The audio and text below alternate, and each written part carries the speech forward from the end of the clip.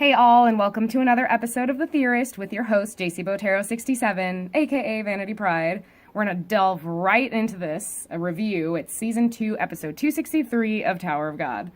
So we start off with Karaka and Wenang. I apologize if I keep getting his name wrong. I haven't tried to look at it, so I'm going to have to brush up on that. Or if you guys want to leave a comment on how it's pronounced, please do that, because I want to get it right. So anyway... we're back to those two, and, they're still commenting back and forth, on this ring thing, and it's a recap, but it's kind of redundant-ish a little bit in the beginning of this chapter. Moving along here, as I scroll through the chapter. Alright. So... okay, that door has finally opened up. That door to the hidden floor that... Yuri, Andrasi, and Kun were able to open up after defeating that large-ass chicken, which was a crow, but I was very amused that Andrasi called him a chicken. So anyway, Bomb shows up with his group. They see that the door is open, like I said. But it's really weird because right here, Yuri says, I think the room is on the other side of that entrance over there. I tried crossing, but it's not 9 yet, so the door wouldn't open. So I'm just sitting here thinking, I'm like, Kun, my boy, why did you arrange for everyone to leave at 2? If you're gonna have to wait around hours for this darn door to open. It's like, y'all got this in the bag. Y'all are a freaking amazing team. You can tackle anything, in a short amount of time. But anyway, Kun is just well prepared, You never know what could happen. Because see, even here, Kun's admitting, well, since it'll be 9 o'clock in a couple hours, let's just relax while we wait. Which I guess makes sense. You can't be, fighting the whole time. You gotta take it easy for a little bit. So, I guess I'll take back my complaint. Kun knows what he's doing. I don't. Alright, and then I thought it was very amusing that the Hell Train provides free food. And they provide, chips and stuff. It's so great. I'm like, dude, let's just all jump onto the Hell Train. Shit, I want free chips. Who doesn't want free chips?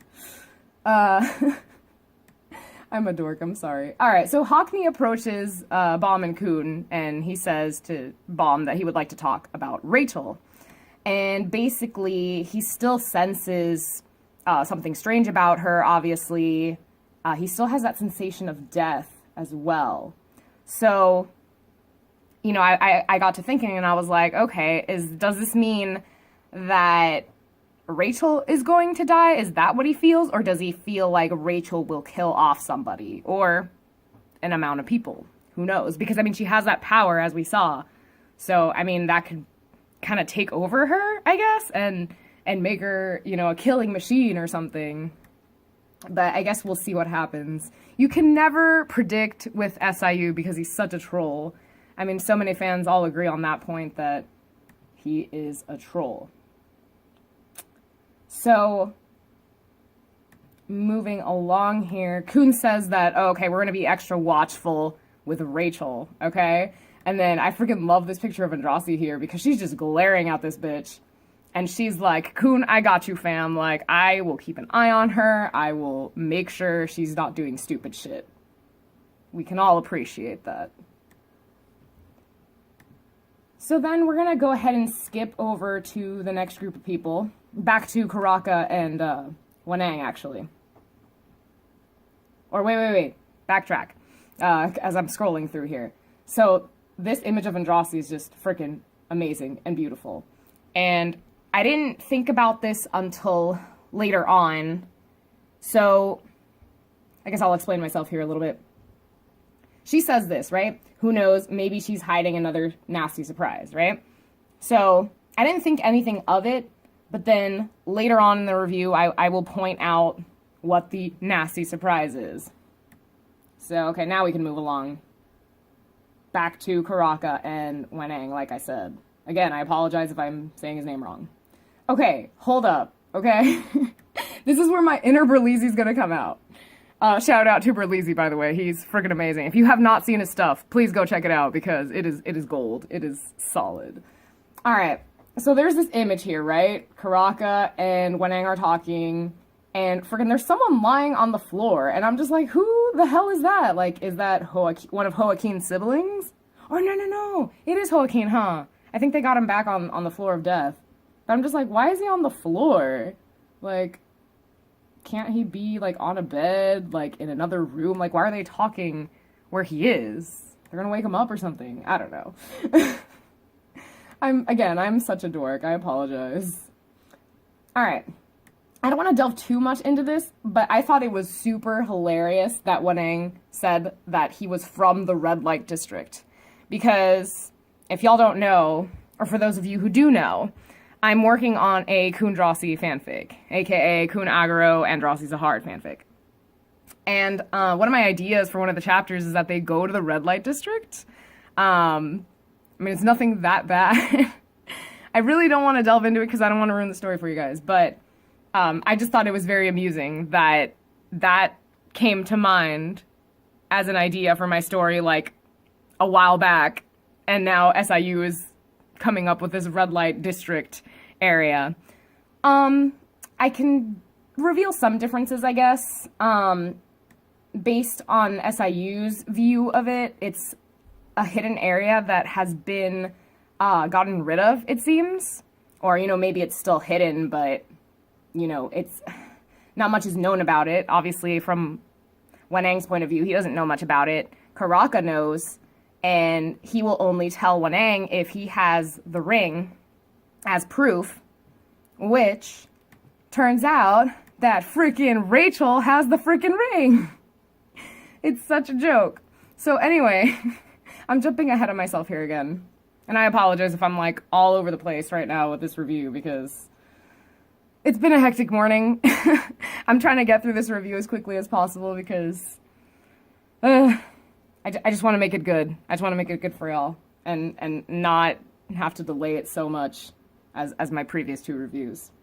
So anyway, back on track with this chapter, as I'm scrolling down here, we catch a glimpse of Wenang's stepmom, or not stepmom, I'm sorry. I can't think, look at this. We take a glance at his nanny. So he doesn't know who his real parents are. He never met them. He was just taken care of by this woman, which, funny to me, she has some similarities to Bomb. So I'm like, oh, is this Bomb's mom or like some relative of Bomb's? But anyway, it's no surprise that Wenang is a prince. I mean, season 2, that's the name of the story arc, basically. It's Return of the Prince. But yeah, the nanny basically told him that he's a prince, that he needs to hold on to this ring, that he can find people who, you know, who also have the ring and they can, you know, talk with each other. I'm so bad at describing this stuff. I'm sorry, guys. But yeah, I think it's also so sad that Wenang, he didn't feel, I guess, the love from his nanny. I mean, he did, but to him it was all an illusion because this lady was basically taking care of the king's seed. And Wenang makes it seem like Wenang makes it seem like she never saw him as a son, which to me is kind of sad. I mean, I feel like she did treat him as a son based on all those images in the flashback. So, okay, so this guy shows up and he says that he was an acquaintance of hers, that he was going to take her body with him. So the nanny had passed away, and Wenang felt horrible that he couldn't do anything to save her.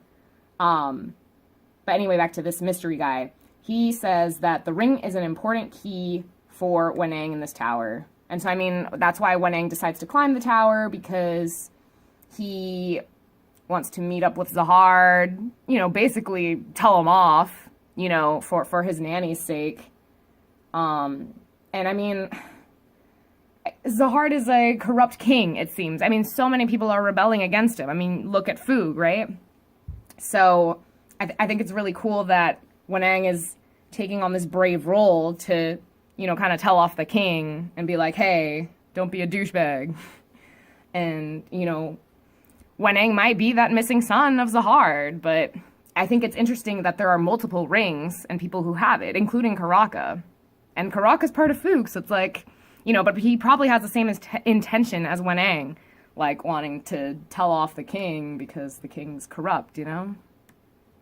Just all these little things, all these possibilities for what it could be. I mean, SIU is such a great storyteller and such a troll. Alright. So, oh yeah, and then Wanang says he wants to become a real prince, which I think is great. I mean, if he were to become the new ruler, we'd be in good hands. Alright, okay, yeah, so this is the part where he asks, tell me what happened in the red light district. Why do we both share parts of this key? Ooh, I have a good theory that I'm going to reveal a little bit later on. So let's move along here.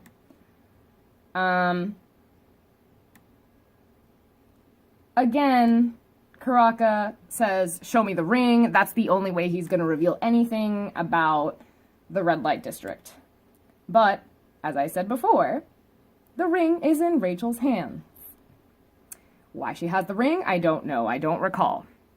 If something was mentioned in a previous chapter that I totally missed out on, please, by all means, share a link. But yeah, I mean, Rachel's like screwing everyone over, you know? Like, how does she have this ring? How did she get a hold of it? Why does she have it? Why did Wanang let her take it? I have all these questions. And I guess they will be answered in due time. Alright, so now we're back to Bomb and the group. It's 9 o'clock, the door opens. And then those tiles start to move and create a pathway to the next door, which I thought was really cool. I'm like, hey, that's awesome. Alright. This picture, I have to pause on it for a second because look at Bomb. Look at his face. I mean, he's so beautiful and he's so focused. And I'm like, boy, you bae, like, get it. You got this. You got this in the bag. So now we're back to Wanang and Karaka. Still going on about the ring. Wanang insisting that he wants to know the truth. Oh, okay, yeah, this was the interesting part. Okay, see, and this is why I have my suspicions of like, oh, hey, is the nanny Bomb's mom? Or a relative of Bomb? Because here Karaka's like, I'll tell you one thing. The woman who raised you was not some kind of nanny. She was, and that's where he gets cut off because Yuri and the group come in. And this is the part that amused me so much. I'm like, I feel like there was so much comedy to it. Like, there shouldn't be, but the way I interpreted it was, like, comedic to me. Because frickin' Yuri comes in, she's like, Karaka! And then Karaka is like, oh shit, like, what? Yuri's a hard, like, how is she here? Like what? And then it goes on to other characters. So we have Wanang here. He's like, Viol. Rachel notices Yura. And then Yura in response is like, Rachel, you came to rescue me. Then we go on to Bomb, who says Misang. And it's just so funny to me because I'm like, this is like that part of comedy movies where people are like saying each other's names and then someone has to like be like the funny guy. So I'm like, I was kind of hoping like Kuner Andrasi would be the funny guy, but of course not. Alright, I think my phone is like low battery right now because it just dimmed. Alright. And then like the last person to say anything is Karaka. He's like, Jovial Grace, so you came here of your own accord. And he's about to strike at him. Yuri has this kick-ass moment here. Love it. And then Bomb, of course, being the beautiful, selfless person that he is, goes toward Misang. So he's trying to rescue her, and Karaka already had a feeling that he was going to do that. So he's like behind Bomb, ready to toss an attack at him. And this is where it gets interesting, because this light shows up from the attack, and Bomb is able to see a key. And so now I'm going to go back to that point that I was trying to make earlier, is that the rings that Wanang and Karaka have, like, they're key. They're part of a key. And now I'm like, Bomb sees this key. This is very interesting. And I guess we'll see what happens later on. I'm really stoked to see, like, the connections, if there are any. Because really, this key seems to be opening the door to where Rock is. But even I have my suspicions of that. I'm like, you know, what if it's a coincidence? What if the key is just an illusion for Bomb, you know? Like, I don't want to say it, but I don't know. You know how, like, your life flashes before your eyes or something, you know? Like, before you die? Like, I don't know why I kind of got that feeling with Bomb. Like, I know he's not going to die, but just, like, the key as an illusion would be, like, very interesting to see. Again, I've mentioned it many times before. SIU is a troll. We all agree on that. So we never know how this could go.